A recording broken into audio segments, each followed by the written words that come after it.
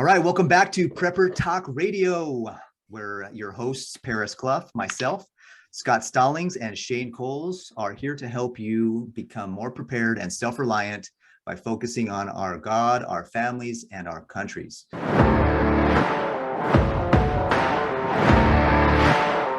Super excited to be with you guys again today. How you guys feeling? Feeling good. Looking forward to the weekend myself. Shane's like, I'm great. Do I really want to be here? I do, but, and I'll stop there. Well, it's like everything that's going on in the world and everything that's going on in our homes and in our communities. It's like, oh, I have to adult today. But then It's like you stack on, I have to also be respectful of other people, even when they're crazy. I have to be responsible for myself and not say something that's going to get me in trouble. Mm-hmm. Unless I kind of want to be lawfully disobedient.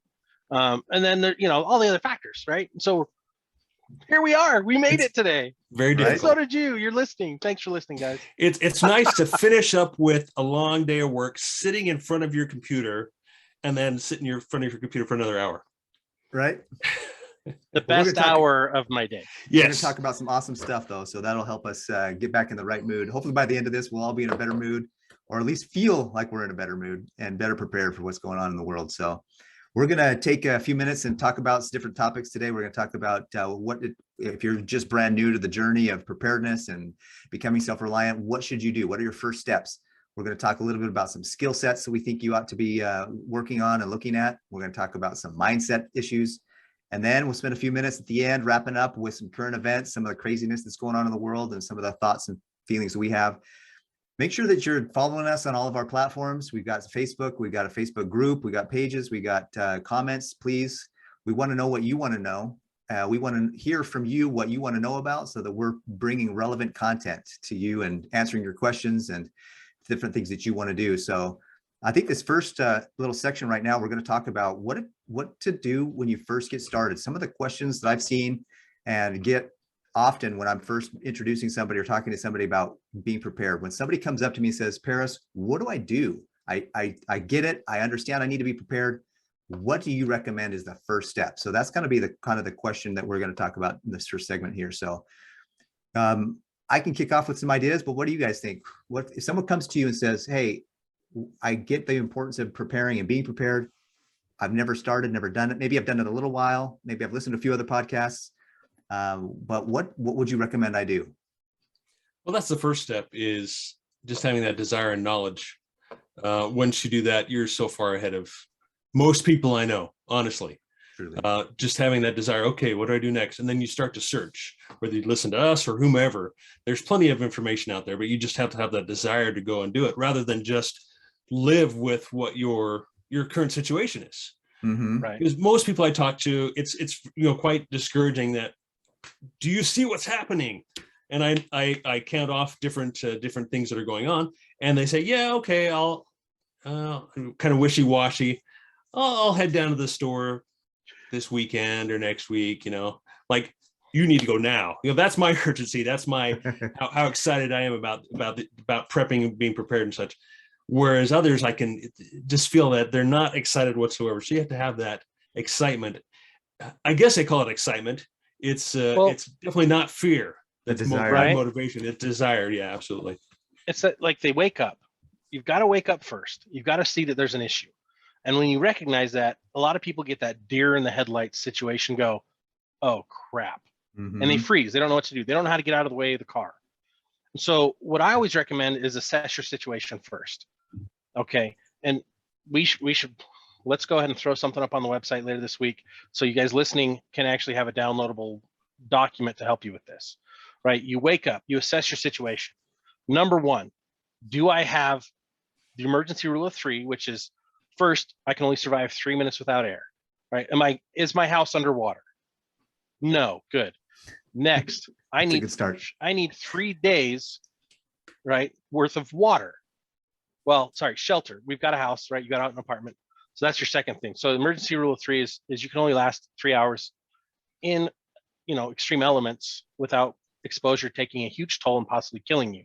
So that's why we do shelter second. Third is water. 3 days of water. minimum. And that's not like, I can survive on a liter of water a day. No, I've seen websites say a gallon of water per day per person. That's just for your food and drinking. Mm-hmm. And if you're all freeze-dried foods, guess who's going to be plugged up and wanting to die within 4 days of eating all freeze-dried foods? You, because you're so full of sodium and things you're not used to eating on a daily basis, but you're going to wish you were dead, right? So make sure you've got a gallon of water a day to So have a drink. laxative in your 72-hour kit, is that what you're saying? Absolutely. Get your water. Get 3 days of water for your whole family for hygiene, for cleaning the house. So your personal hygiene, for cleaning the house, and for consumption. So you're looking at 2 gallons a day minimum per person. Yep. Right. Then next you look at your food, because you don't need food. You could like listen to the intermittent fasting podcasts out there. Some of these guys go 30 days, 40 days, no food. And I could probably, like, look at me. I could probably go 60. You got Would food I want storage. to? You carry your food No. storage with you? Unfortunately. Well, that's what I joke is around my waist is where I carry my 72-hour kit. Nice. Right. So we a lot of people get panicked. They're like, I gotta go get all this food. Well, yeah, but let's focus on first things first, right? Getting the right thing. So start, make sure your shelter's okay. Number 2, then you get your water. Number 3, then you get your food. And then you start getting all the cool gadgets and everything else after that. But focus on first going back to shelter again. Shelter meaning, okay, now I've got inclement weather I've got to focus on. I've got to focus on, I live in the mountains of Utah, and I got 16 inches of snow the last 2 days. If the power goes out, what are my heating sources in my house? That's the next step to look at, in my opinion, right? Get those things taken care of so that I can at least survive. Then you start going on to the next thing, the next thing, the next thing. And everyone's going to prioritize differently, and it's going to matter where you live. But it's like, that's prioritization, and then assess your situation. Okay, do I have the water? Okay, no. Okay, I need to get some water. Do I have any food? And put it paper to pen. I'm just gonna create a document and put it on the website, and you guys can download it, and it'll actually make sense for you beginners. For you advanced guys, you look back on it and say, hey, that's a pretty good place to start, and pass it out to your friends. Like, help the people that you know that are starting on this journey with the right tool, and let's just get some more tools out there for everybody. And oh, sorry, Paris. It is a circle, like Scott was saying. You start with 3 days worth of water. You make sure that's good. You got food. You come back around to your shelter and build that up and continue to lengthen the time that you have for your water storage, your food storage, and so forth. And like you say, come back around to your residence, your shelter. How can I heat that in winter? How can I keep it cool in the summer, and so forth? And just expand the different layers. With that level of preparedness. I just moved from California, and how I have my shelter is different. I have to prepare for different things now that I'm in Utah. So I have snow. I've never had snow to deal with. So in my preparedness, I've got to now think about, okay, what if things hit the fan during a snow season or a snowstorm? I've got to be ready for those types of things. I have all preps. I have all kinds of preps for warm weather, but I don't have as much preps as I should for that cold weather. So that would be the first thing. If somebody asked me that question real quick, one of the first things I would say is, one, water. Just like you said, Scott and Shane, you both said that water is so critical. You can't live without water. But if somebody's really going to get food storage, I would say start. You hear get a year supply, you get 6 months supply, all this stuff. I would say just get a week supply. Start with a month supply.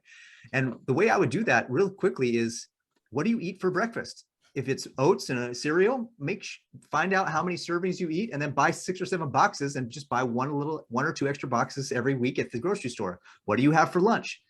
Plan that out and just multiply it by what you eat in 1 day, multiply it by 30 days, and then multiply it by 90 days. As you start to build your preps, that's how you do it. You just start with what you already eat. Now that 30-day, 90-day supply needs to be what you would eat right now. Every day. Yeah. And what's fun is, like, we'll go and we'll coupon, or we'll find like the killer deal. And it's like, our kids will eat cereal all day long. Great. So what do we have a ton of? Cereal.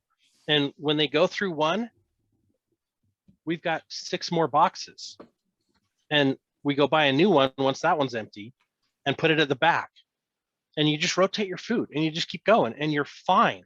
Yep. Like we have 90 days of pantry food. Like you build up to it. If you have the money, go get it now, because shoot, inflation's coming.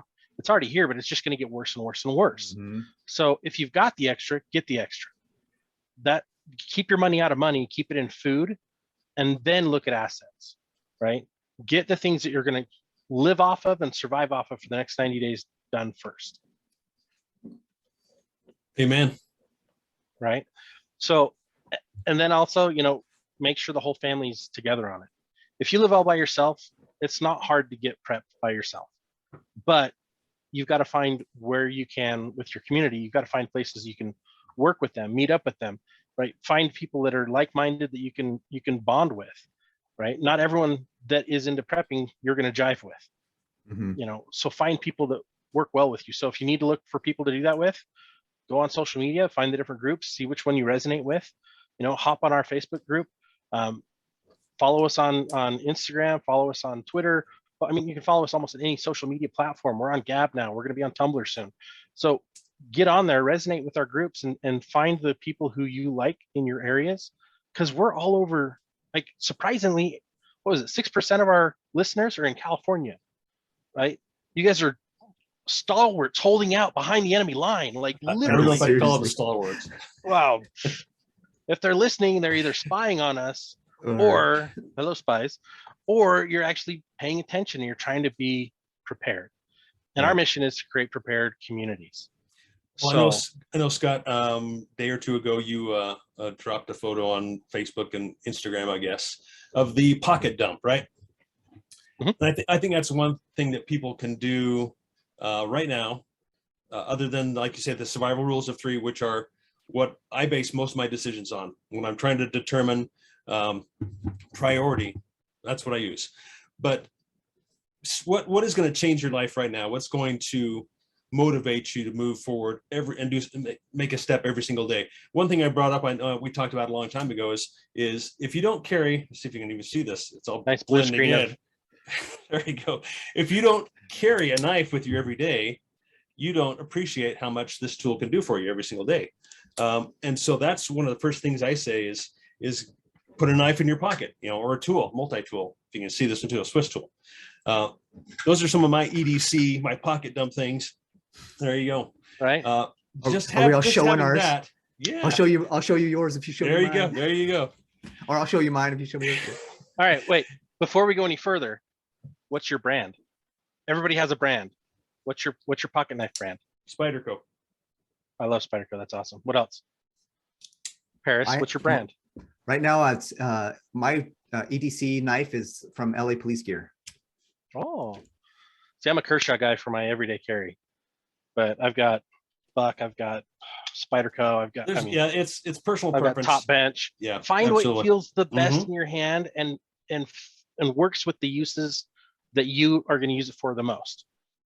Like, that's what makes most sense. Don't worry so much about the brand. Worry about your particular case, like your uses. And as you continue to use that tool, may realize, oh, this doesn't quite work for what I want it to do. And then that's when you start to learn. That's when you start to discover really what tools work best for you, and you start to adapt and to change. And then your eyes open up to all these different possibilities. That is, if you are not currently carrying a knife or have any kind of EDC with you. You know, the other thing I always have with me that I'm an absolute freak about is just carrying an everyday carry, small little flashlight. Use it every day. And I have my favorites, brands and minimum lumens and all kinds. I could talk your ears off for hours about flashlights. But yeah, we're gonna get some gear stuff too. Eventually, it's some of these podcasts we'll talk about some of that cool stuff. That's absolutely cool stuff. And so it's just starting to discover those things and take a different avenue and learn something different they didn't know anything about. That's really what I'm trying to say here. And just to expound, pocket dump, going back to that, it's just the daily things you carry all the time. Right? Yeah, that's absolutely. all it means. What you carry on your person, you know, I've got a bag full of other stuff, but what else do you carry on your person in case you didn't have that bag? I mean, it should include obviously your wallet with some cash in it, It So should pocket include your dump firearm. It should pocket dump include- sounds a lot like that old hand check. You know, when you're yeah, when you exactly. walk When in you're on your dating, hand check, hands when you up. walk in on your son and daughter, Yep. you know, hand check with their dates. Exactly. So yeah, so pocket dump what you have on your person, and obviously you can be very critical about what you carry. It can be very minimal, or it can be you have cargo pants just absolutely full, pockets all the way full of everything you might have. For me, I'm not that picky. That's why I have a bag. That's why I have a vehicle. That's why I have resources all around me instead of always carrying a go bag. You know, I don't like the bug out bag, but that's another thing on my list is, do you have a go bag? My go bag is my briefcase, my bag, you know, my work bag. And I have a bag here just for my AR. That is, I grab it and it's ready to go. Yep. So a really your good beginner life go begins bag. to change that way. A really good beginner go bag they talk a lot about as a 72-hour kit. You know, that's a great way to go. You can buy them at most stores nowadays. And then if that's all you have, that's all you can start with, do it. No, but you've got no. I knew Scott was going to chime in on this. No, the number one killer in preparedness is buying one of those piece of garbage bags at those survival stores, the red bags. Because you think that's what you need. Right. 90% of it, you have no idea what it is. You don't know how to use it. Don't start with that bag. Get a nondescript bag. These are big, bright red bags. Get a nondescript bag, a gray bag, a blue bag. Like, I don't care. Go to Goodwill and get the cheapest bag. It could be a backpack, you know, from your absolutely. And that's what it should be, is a backpack. Yep. Get a backpack. And you don't want to fill it with 30 pounds, 40 pounds worth of stuff. Start with your emergency rules. I first need to have, so I have my bag. I need to put a shelter in there. All it needs to be is a tarp or a poncho. Or your jacket, just a jacket. Gore-Tex jacket. Right? Yep. Doesn't need to be much. Like, don't go crazy. And don't be like, I got a specialized tube tent. It's 14 pounds, 3 ounces. Like, that, why? And you'll use it once and it'll get ruined. And just like Scott's saying, those kits are made to sell. They're cheap. Oh, look, all I can do this and feel prepared. And you spend $49.95 on it, and you'll use the tube tent once, it'll tear and it's done. But like Scott's saying, you know, put together, and I think that's why I'm also saying is figure out what knife you like, figure out which light you like. This is part of your go bag, your 72-hour, or I know Scott will push this, the 96-hour is really where it should be, but it should be quality items that you've put together yourself, that you have experience using, you know how to use, and that you're competent with. And Scott, that leads into some skill set stuff, but let me just wrap up real quick on the beginner stuff. If you're just getting started, you're brand new, first thing you want to do is assess your situation. Look at the area where you live, make sure that you have, if anything happens, make sure you're ready to go with whatever weather is available or whatever weather happens to you in your area. Make sure you have your water, make sure you have some extra food, make sure you have a little bit of a go bag, maybe some everyday carry, a pocket knife, flashlight. Those are some of the first things you should get. And then we can start looking into getting a bag, get your 72-hour kit built up, but based on the things that you know about. So let's take a few minutes now and talk about some of the skill sets like you were talking about. I'm brand new at this. I don't know anything about anything. What are some of the first skills that I should learn, or that I should maybe put together to learn? As I put it together, a list of different skills. What are some of those lists that I would put together? For me, the first one would be learning how to use my 72-hour equipment. If I'm going to go get that stuff, I need to learn how to use it. Learn how to use a pocket knife. Go take a knife safety course if you need to. It sounds like it's silly, but you know what? You can hurt yourself with a knife if you don't know what you're doing. Especially if you're whittling away, cutting away. There's some nuances. I was in Boy Scouts. I got my whittling chip every year. I had to pass that off before I could start doing anything in the campgrounds. And the next list I'd put on my list would be first aid. So what do you guys think? You mean your totem chip? Yeah, totem chip, sorry. Whittling chip, totem chip, yeah. Are you even a scout? I mean, come on. Yeah, I think that's important. I think number one is first aid. Well, number two, right? Close second to me is first is know the gear you have, right? Second is first aid, because and that goes into also that it's hard because it's like there's the physical first aid and then there's the mental first aid, and that goes into the mindset, and we'll talk about that later. But like really understanding the basics, go get CPR certified. It's free. There's Mhm. so many amazing first aid courses that are free. Like you can go to Shield Safety. They've got stuff that they do for free all the time, right? There's a couple channels on YouTube we can tag later, but there's so many good resources on basic first aid, understanding how to do a tourniquet. Like you're going to come across some weird scenarios, how to treat for shock, right? Those are the things you're going to have to be prepared for most with skill sets on the first aid side. Applying a Band-Aid, everybody knows how to do, right? But like get a little bit deeper into understanding the basics of first aid. Well, for me, I go back to, again, go to survival rules of 3, and that's kind of where I start my skills again. Okay, so if you don't know how to build a shelter, then that's probably a skill you should learn, right? Whether it's just with a tarp or a tent or whatever. So if you feel that's a void, start there. Next is water. If you don't know where to find water out in the wild, in the city, I mean, wherever, that's probably something you should learn.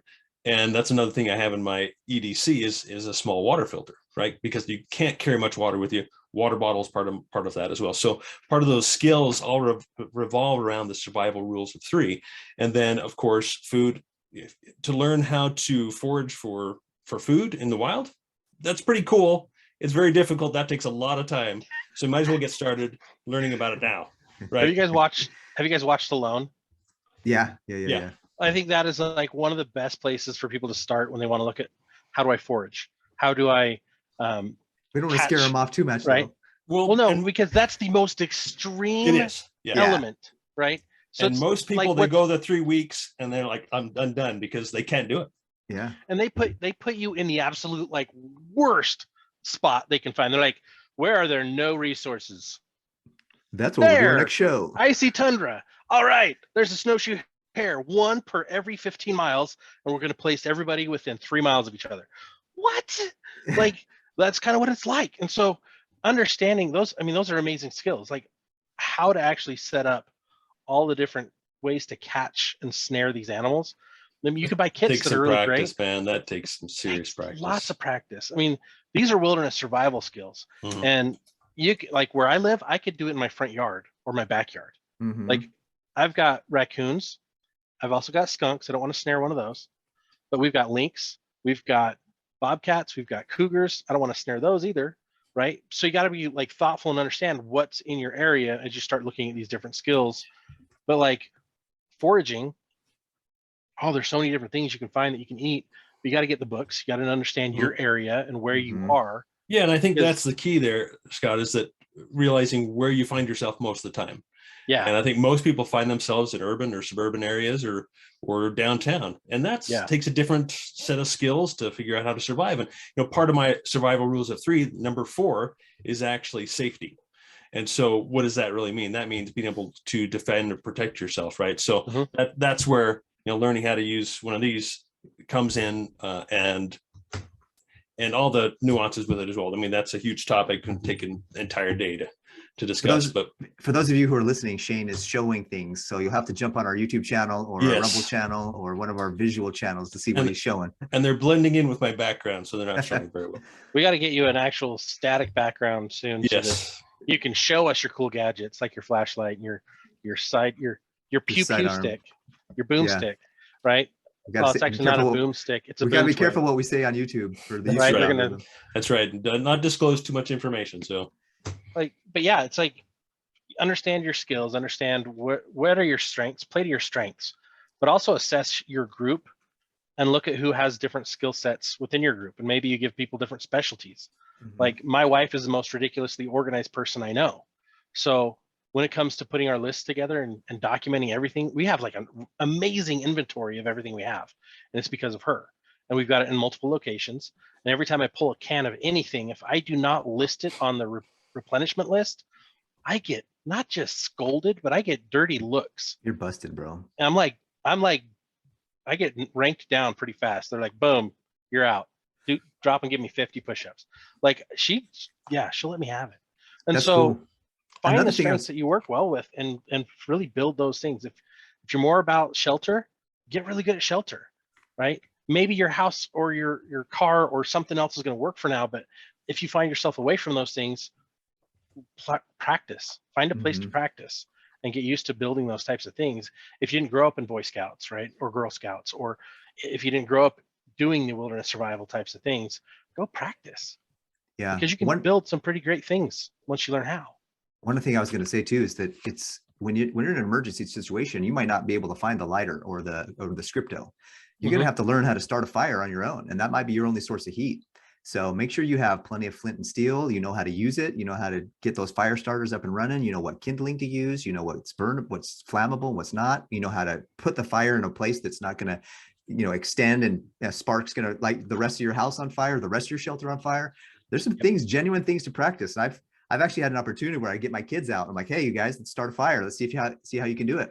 And we've had some pretty fun experiences doing that with the family, just teaching the kids how to start a fire with barely any kind of thing. Yeah, anybody can start a fire with some lighter fluid and a scripto, but it's a skill set to be able to start a fire anywhere else. Yeah, that's the easy part, is make it as easy as possible, right? Yes, it's nice to know how to start a fire with flint and steel or with a bow drill or whatever, but why not just stick a lighter in your pocket or have a lighter in your go bag, right? Make it easy. And then it gets a little harder if you're outside and it's rainy and wet, and then you got to find tinder. I mean, that takes some experience and some knowledge to learn as well. So make it as easy as possible on you, and just have those things with you. But also I wanted to mention a few things, and Scott had started to bring that up a little bit, is that, and I'll just dig right into it. It's fitness, being healthy and in shape.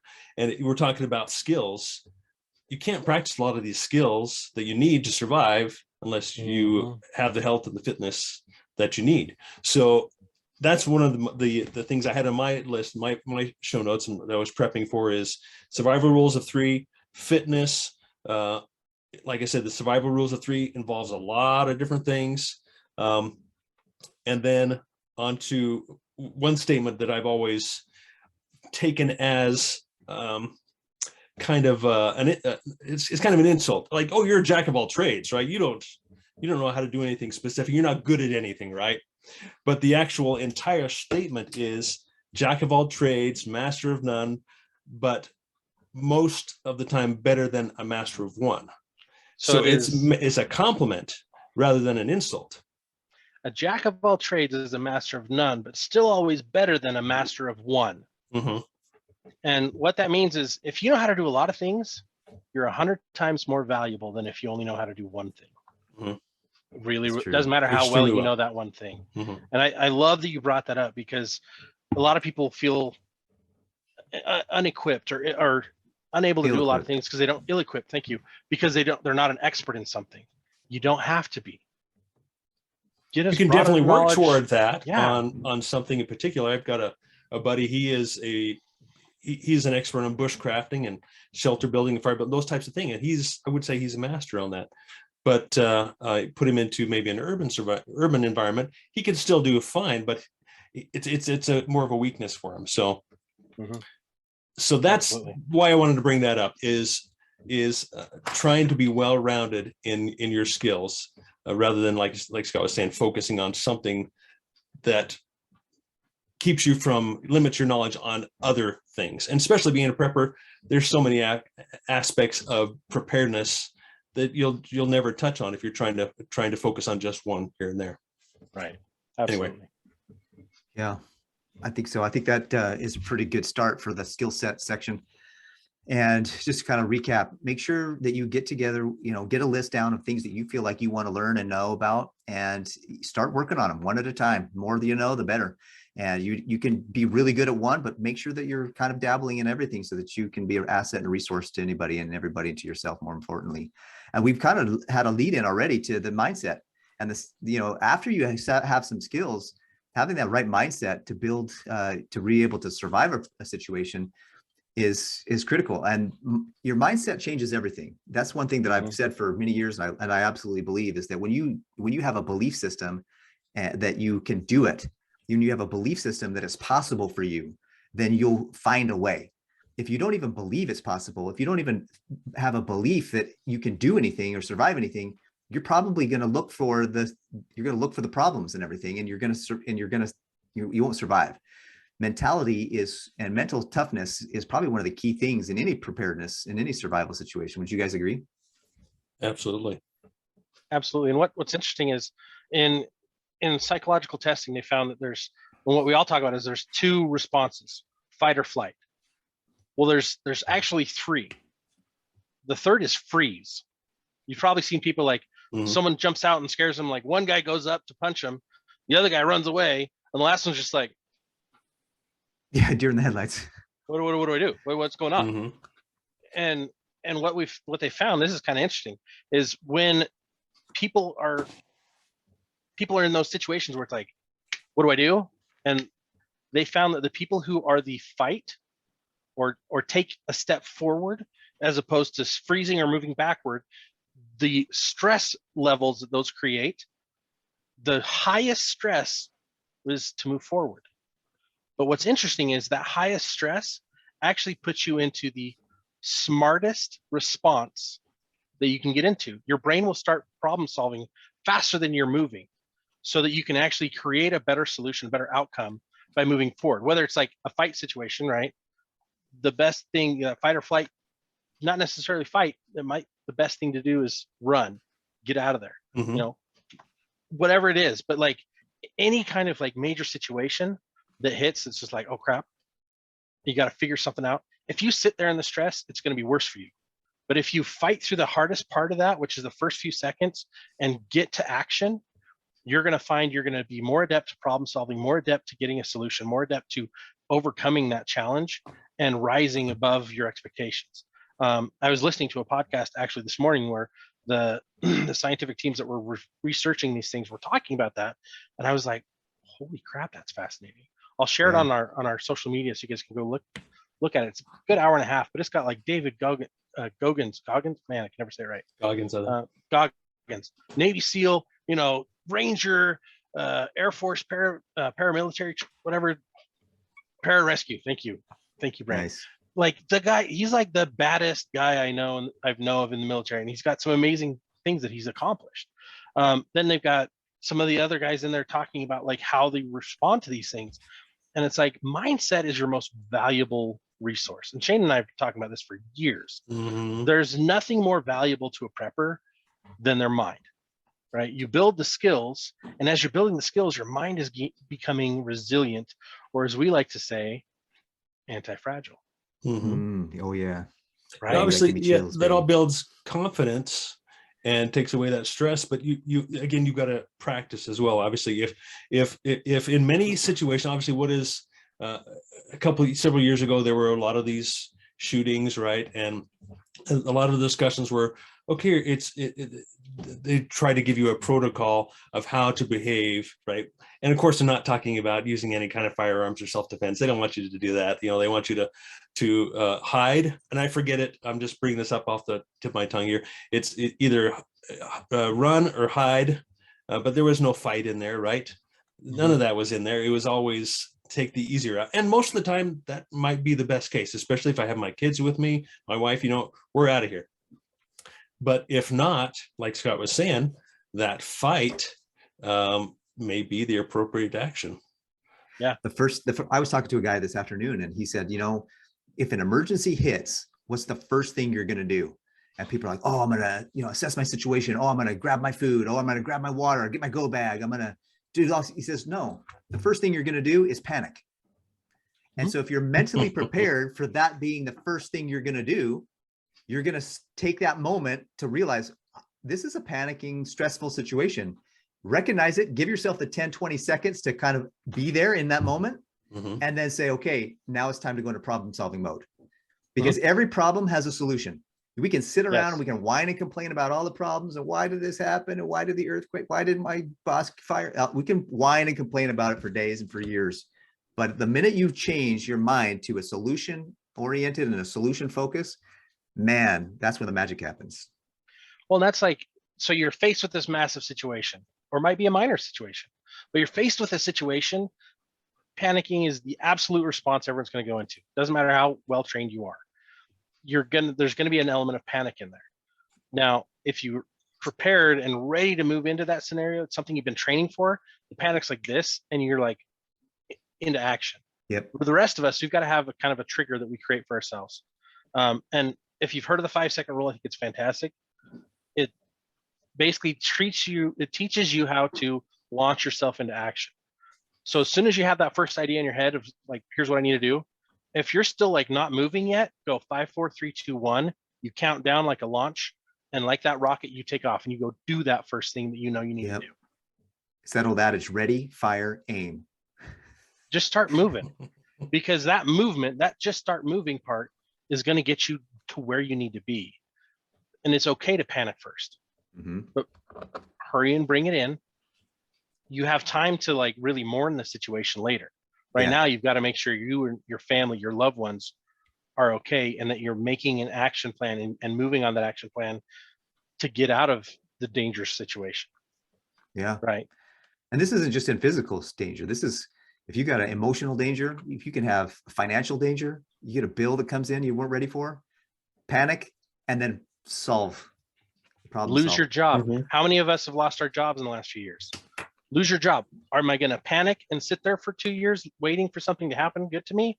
Or am I going to take action and start working towards a better situation for my family? Right. Yep. Everyone that's listening to this is probably on that second group where they're going to take action and start working. It's the same thing in any type of scenario. Prepping isn't just for the apocalypse. That's what everyone, makes sexy, and it's not. It's going to suck. But the practical everyday use of preparedness is the life-saving blood for the self-reliant. I grew up in a very poor household. Like, we were just above the poverty line. I used to work in the cafeteria to get my breakfast and lunch. That's just how I went. Once I realized how much more I could get, it was just simple economics. But we lived off food storage all the time, and we rotated the food storage all the time. And I'd get in trouble all the time because I'd find the chocolate and I'd find the other things that I'm not supposed to be eating as a little kid and a teenager, and sometimes as an adult. And I would be like, no harm, no foul, right?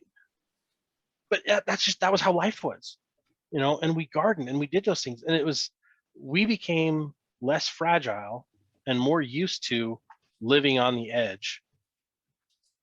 It's just normal. That was normal life for us. And I know a lot of people who had it way worse than I did, right? And I know people had it way better than I did. And what's funny is it's the way worse than I did guys that I admire the most, because they seem to be more ready than anyone else I know.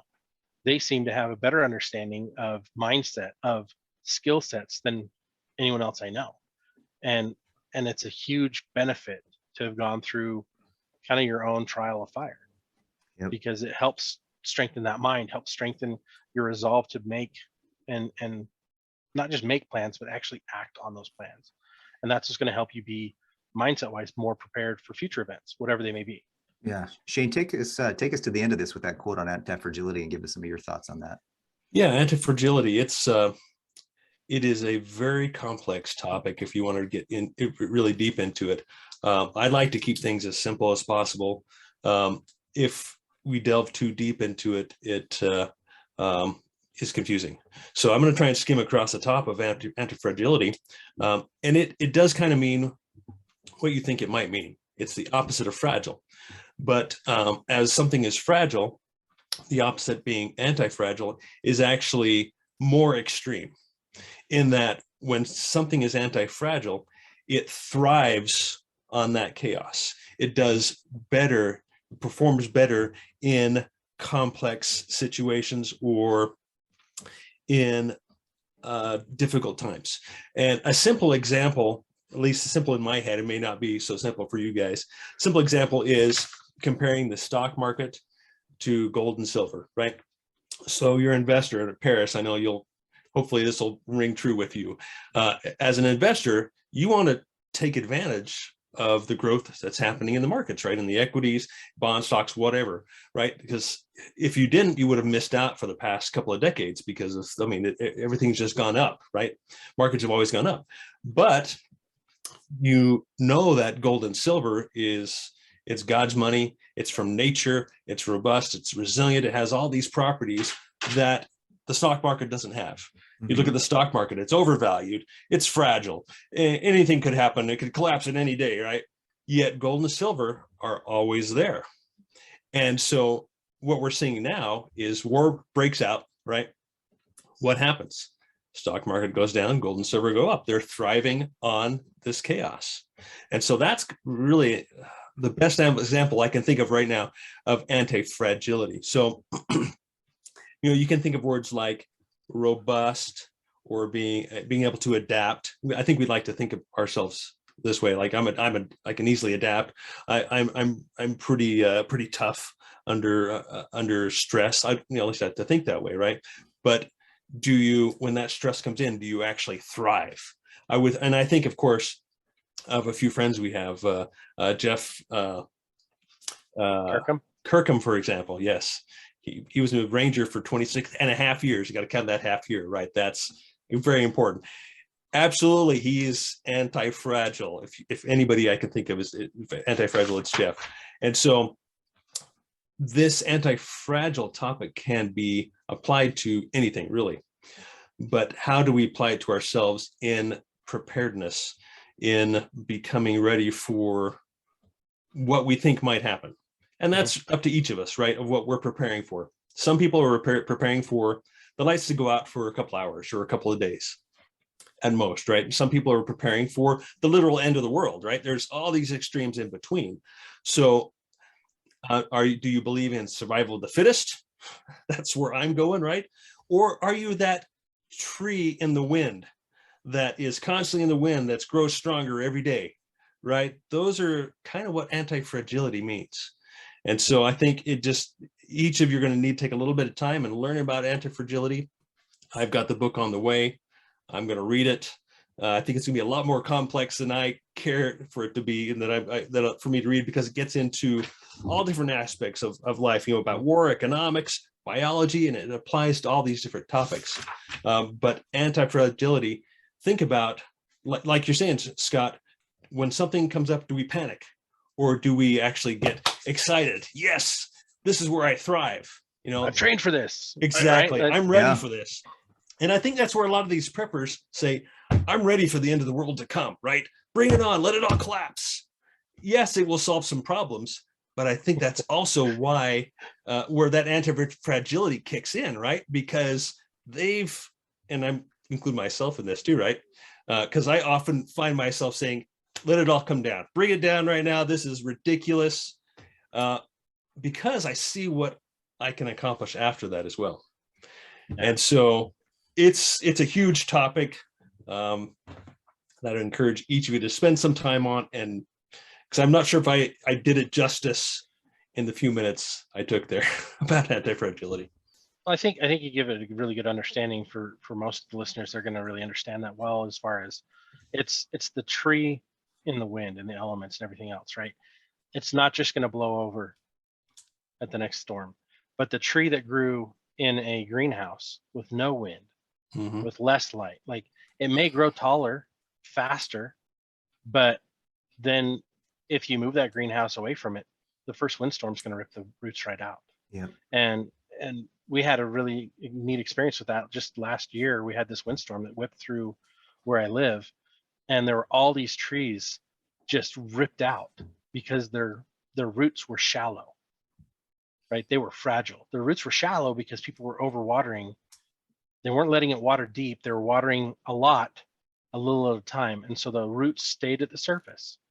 And so when it comes to anti-fragility, it's making sure you're going deep, right? Making sure you're putting in, grabbing onto these things, grabbing onto practicing anti-fragility, practicing resilience, practicing working on your mindset, practicing the skills that we've talked about.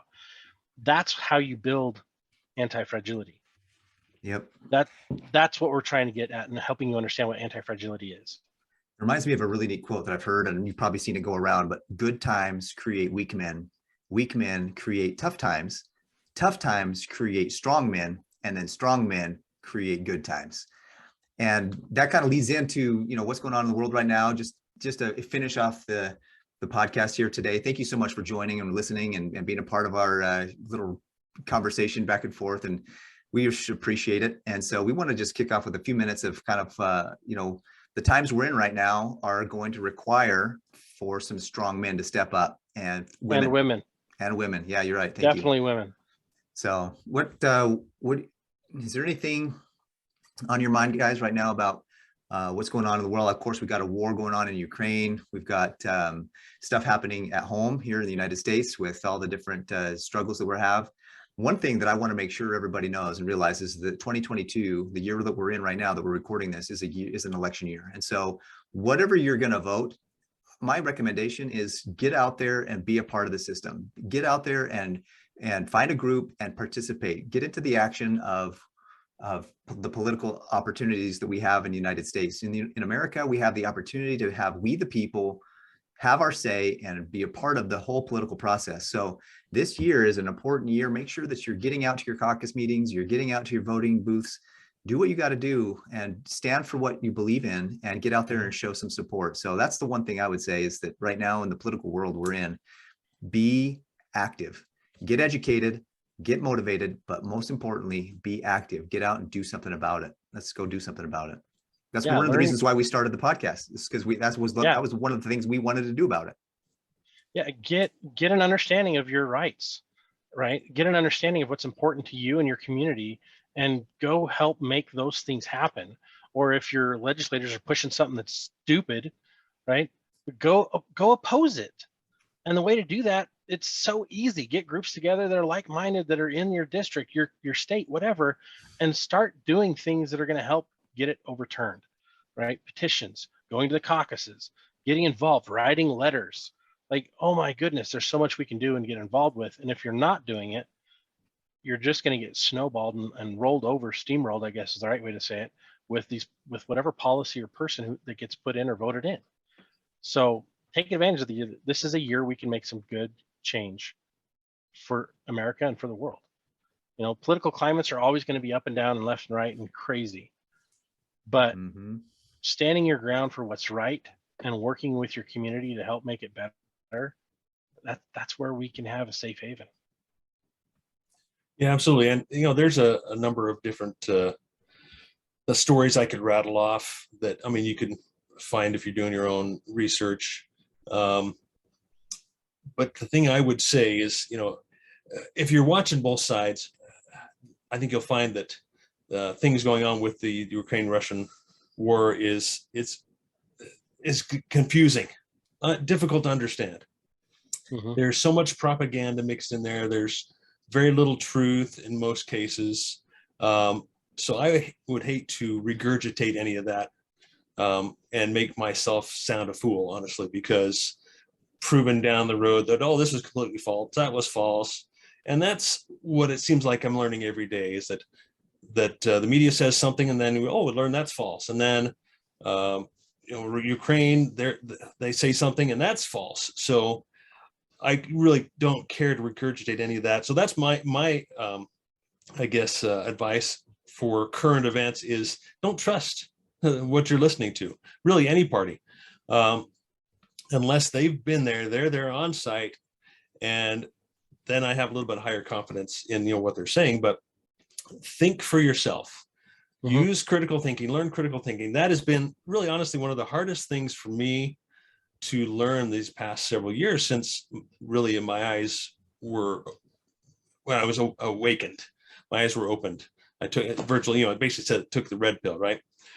Is to really how to critically think for myself, because I'm taught not to think for myself. You know, you've got to unplug and think for yourself. Go ahead, Scott. Well, our education system does everything to teach us everything outside of critical thinking. Memorize and regurgitate. Memorize, regurgitate. Yeah. It's a lost all art. rote memorization, and rote memorization will not do you any good. It will not. It'll help you pass a test. It teaches you exactly to trust your superiors and believe what they're saying. And this is, I think, the furthest from the case. And, you know, one thing I was thinking today as well, you know, I haven't been alive during a world war. You know, I'm 50. I'll be 50 next week, right? So been around for a while, but I haven't been through a world war. Yes, we've seen other wars. We've seen the propaganda go back and forth. But at this point, to me, it seems more extreme than anything I've experienced so far. And maybe it's because I'm more awake at this point. Maybe, you know, the Gulf War, Iran, Iraq, all those, I was paying attention, but maybe not as much attention. So I may be completely wrong on this, but it seems to me that this is over the top. And maybe that's the way it was in World War I and II, because I think everyone is pushing their own cause, their own agenda. And I think the most important part of that is when it seems over the top, it's over the top, Yeah. right? Trust your Mhm. feeling, trust your that gut. critical thinking, trust your gut, because if it feels off, it's off. And if the one narrative is all you're hearing all the time, what are you missing? What are they Mhm. hiding? What else is going on? Even if that it's they're the distracting you conservative from, side, right? right? Even if it's the conservative side, the liberals or the libertarian side, the anti-war side. I mean, there are even more than two sides, Every side especially in this. is going to give you their interpretation Mhm. and not give you a full picture of it. Like, you could have a car that's painted red on one side, green on the other, and have people on both sides of the car yelling, "No, it's red. No, it's green." And they'll be arguing all day. And it's like, guys, it doesn't matter. The car doesn't have an engine in the middle. Like, what's the point of arguing what color it is if there's no engine or there's no wheels? Have you noticed that? Like, get past that. Look at everything else going on. Focus on what you can do and what you can fix. This is a great opportunity this year. 2022 is the opportunity to work on getting better prepared, getting involved with your community, your country, getting right with God, and receiving insights on what you can do to better protect your family. I think that's one of the things for mental toughness we didn't go over it really at all, is getting in communication with God all the time. Yeah. Because keeping that doorway open, that communication line open, is the most important communication line for any of us anywhere. Yeah. Because he will help you and guide you and direct you if you're open and listening. Yep. If you're not, he'll be telling you stuff and you won't hear it. So Yep. don't let yourself get too distracted with anything to get to the point where you're not listening to God, because that's going to be the most important thing for your family. Here's another thing. Sorry to interrupt, Paris, but that I learned recently is it's okay not to know. I don't have to know why this is happening. I don't have to know who's right or who's wrong. Not at the moment. Maybe in the end it would be nice to know, but I don't have to know. I just need to know the facts. I just need to know, like Scott's saying, I need to know what the Spirit's whispering to me to do. If it's telling me, go get some more groceries. If it's telling me, make sure you forgot to change your water, refresh your water, anything like that, right? Other than that, like Scott says, stay close to the Spirit, and you'll know what to do. It really doesn't matter that you know the truth in certain things. Yeah. Exactly. Absolutely. Not only is personal revelation real, it can be constant if we're in tune and we stay in tune with that connection with God is critical. Well, guys, I think that's a good hour, or give or take a minute, or who knows how many give or takes, but I think we've hit some pretty serious topics, had some really good conversations. I hope that you listeners out there got something out of this. I hope that you really felt inspired, you felt motivated, you felt educated, you felt edified, and that you feel like you can actually got something that you can take action and move forward on.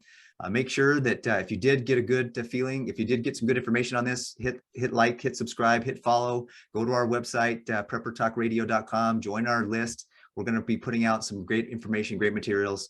We just want to thank you guys so much for taking the time to share with us this last hour and change, and wish you all the best, and we'll see you next week. Awesome. Thanks, guys.